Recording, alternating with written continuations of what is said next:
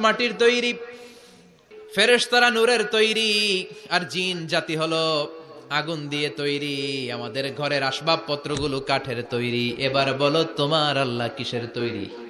আহুয়া মিন ফিদ্দা, তোমার আল্লাহ কি রূপার তৈরি? রূপার খোদা? আহুয়া মিন যাহাব, নাকি সোনার খোদা? স্বর্ণ দিয়ে বানানো আল্লাহ?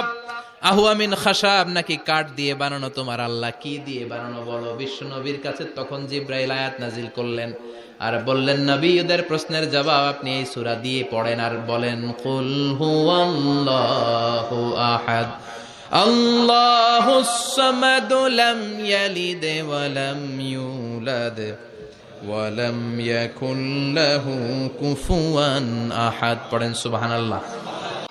আল্লাহ বললেন, আমার প্রথম পরিচয় হলো আমি আল্লাহ, আমার নাম হলো আল্লাহ। আল্লাহ বলেন, আমার নামটা আমি আল্লাহ নিজেই রেখেছি। পড়েন সুবহানাল্লাহ।